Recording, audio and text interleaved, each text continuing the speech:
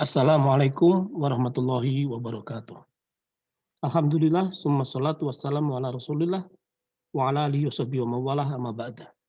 Ikhwan fillah rahmatullahi alaikum. Kita akan jelaskan mengenai jam'ul Quran, pengumpulan Al-Quran atau kodifikasi Al-Quran. At-ta'rif, definisi dari jam'ul Quran, al-murad bi jam'il Quranil Karim, definisi yang dimaksud dari pengumpulan Al-Quran Al-Karim adalah hifzuhu fis suduri wa kitabatuhu fis suturi. Penjagaan dalam dada, menghafal Al-Quran dalam dada, menjaganya di dalam hati, di dalam dada, wa kitabatuhu fis suturi, dan menuliskannya di dalam lembaran-lembaran. Waqad tahaqqaqa jam'ul Qur'ani binau'aihi hifzan wa kitabatan fi jami'il auhudi.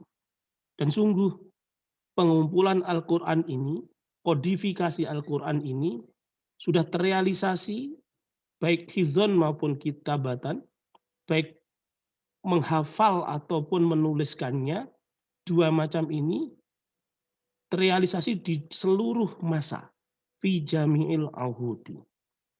Sehingga ikhwani fillah rahmatullahi alaikum, hifzuhu fis sudur wa kitabatuhu fis sutur ini sudah berlaku di jami'il ahud, di seluruh masa.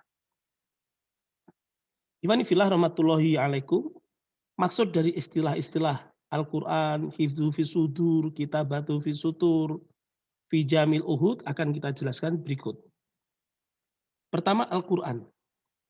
Yang dimaksud adalah semua Al-Quran dalam satu mushaf. Dari Al-Fatihah sampai An-Nas. Sebagaimana kita ingat, definisi Al-Quran adalah kalamullah al-munazzal ala Nabi Muhammadin sallallahu alaihi wasallam, mu'jiz al-muta'abbadu bitilawatan al-manqulu tawaturon, ya.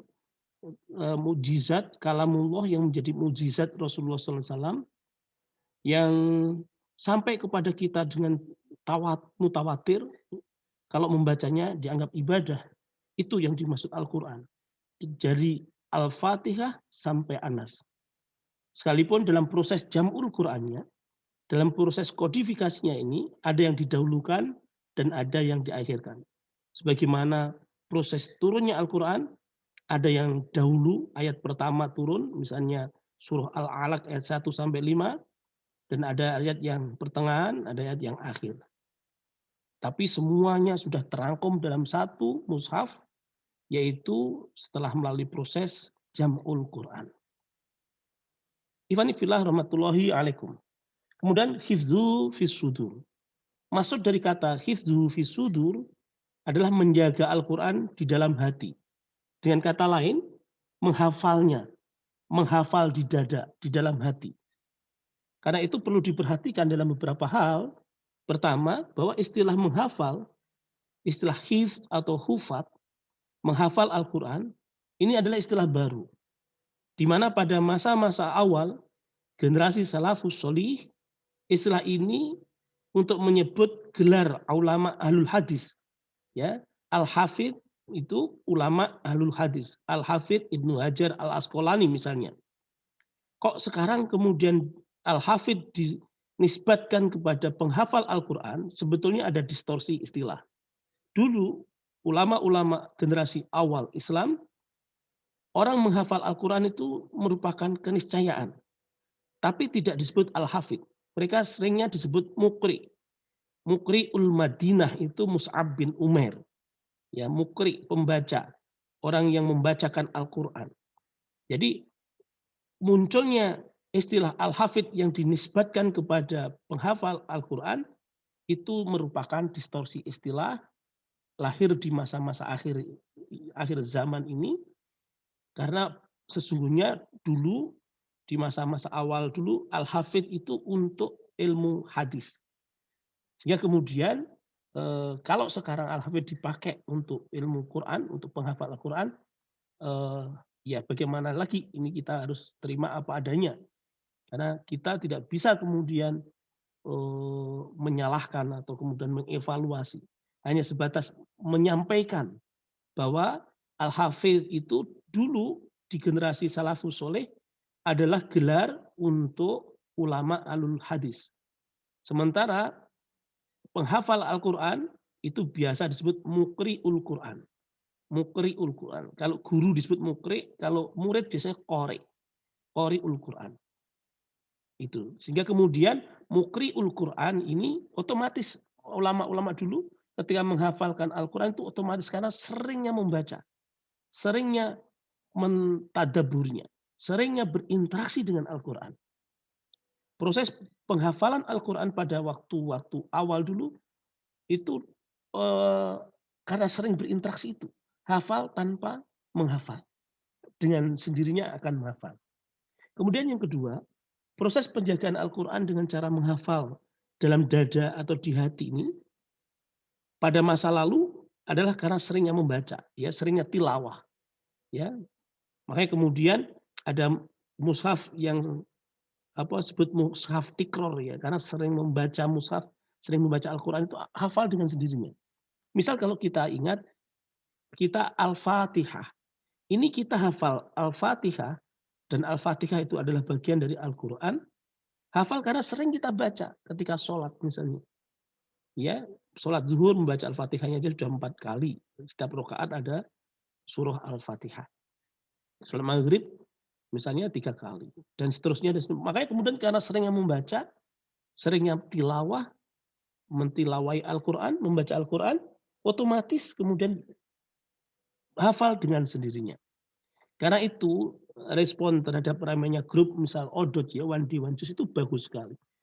Perlu one day tidak hanya one juice ya, one day itu bisa 2 juz bahkan 5 juz, kalau bisa 10 juz bahkan bisa.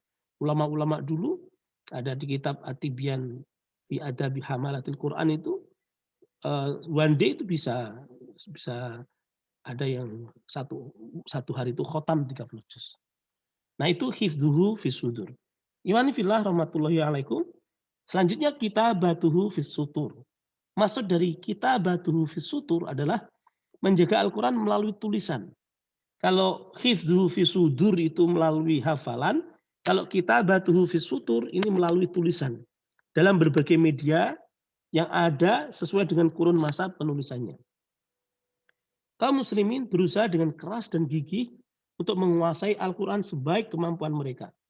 Muncullah kemudian ilmu khot, ilmu imla, qiraah dan lain sebagainya.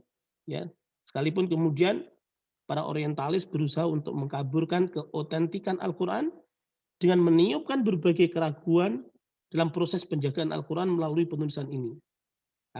Kemudian muncul ilmu Rasmul Quran, penulisan Al-Quran. Nah, sekarang bahkan di digital itu sudah ada aplikasi Al-Quran banyak sekali. Nah itu bagian dari jam'ul Quran dengan proses kitabatuhu fisutur. Menulis di dalam media-media yang ada. Termasuk membuat aplikasi Al-Quran itu bagian dari mengumpulkan Al-Quran, jam'ul Quran dalam kategori kitabatuhu fisutur ini. Di masa sekarang. Wanifillah rahmatullahi alaikum. Kemudian maksud dari fi jami'il ahud. Di seluruh era, di seluruh masa. Tentu yang pertama fi adi Rasulillah Shallallahu alaihi wasallam. Di masa ketika Al-Quran masih turun di masa Rasulullah SAW dengan para sahabat. Ya, ketika di Mekah, kemudian di Madinah, ya. Ada Makiyah, ada Madaniyah dan seterusnya dan seterusnya. Kemudian di masa Abu Bakar As-Siddiq. Fi adi Abi Bakrin As-Siddiq. Bagaimana kemudian Al-Quran dikodifikasi di masa Abu Bakar ini. Ya. Kemudian di masa Utsman bin Affan. Ya, fi adi Utsman bin Affan. Bagaimana Al-Quran dikodifikasi di masa Utsman bin Affan. Ketika kita ingat Abu Bakar ini kan Khulafaur Rasyidin, khalifah yang pertama pengganti Rasulullah dalam aspek pemerintahan. Ini Islam sudah menyebar dihadapi dengan beberapa tantangan diantaranya pemurtatan. Terus kemudian dilanjutkan oleh Umar bin Khattab Tapi alhamdulillah bisa ditumpas ya, pemurtadan ini sudah bisa ditumpas oleh Abu Bakar, pembangkangan bisa diatasi oleh Abu Bakar, kemudian dilanjutkan oleh Umar bin Khattab. Di masa Umar bin Khattab ini Islam menyebar luas, ya, menyebar luas, terus kemudian dilanjutkan oleh Utsman bin Affan. Karakter kodifikasi di masa Abu Bakar dan di masa Utsman berbeda tentunya karena wilayah berbeda, tantangan politik ya juga berbeda, kondisi politik yang dihadapi juga berbeda. Wanifillah rahmatullahi alaikum sampai kemudian di masa kita sekarang. Fi adina al-an, bagaimana Al-Quran itu kita kodifikasikan. Nah, Wanifillah rahmatullahi alaikum, itulah kodifikasi Al-Quran dari sisi seluruh masa. Al-Quran baik yang disudur maupun disutur ya, baik yang dihafal di dalam dada maupun yang ditulis dalam lembaran-lembaran atau media-media, faktanya pasti dia mengandung lafadz dan makna. Misal, qul huwallahu ahad, itu lafal. Maka setiap lafadz pasti memiliki makna. Apa maknanya? Katakanlah bahwa Allah itu satu, tunggal. Jadi Al-Quran baik yang dihafal di dalam dada maupun yang tertulis di media-media menjadi mushaf itu dua-duanya memiliki lafadz, memiliki makna. Iwanifillah rahmatullahi alaikum. Dan Al-Quran dari zaman Rasulullah SAW sampai ke masa kita, fi adina hadza al-an, sekarang ini juga tetap memiliki lafadz dan makna. Jadi secara lafadz dan secara makna dua-duanya sampai kepada kita ini mutawatir. Iwanifillah rahmatullahi alaikum. Kenapa? Karena sampainya itu dengan cara talaki, metode talaki. Baik talaki sifatnya lafzi maupun talaki yang sifatnya maknawi. Kalau lafzi berarti talaki lafzian, kalau maknawi berarti talaki fikrian, begitu. Nah, iwan fillah rahmatullahi alaikum itu terjadi pada seluruh era, seluruh masa dari zaman Rasulullah Sallallahu Alaihi Wasallam sampai kita sekarang, bahkan sampai nanti generasi setelah kita.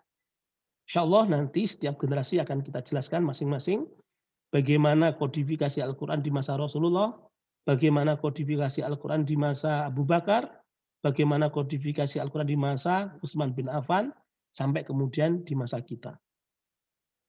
Wallahu a'lam bishawab. Akhirul kalam. Wassalamualaikum warahmatullahi wabarakatuh.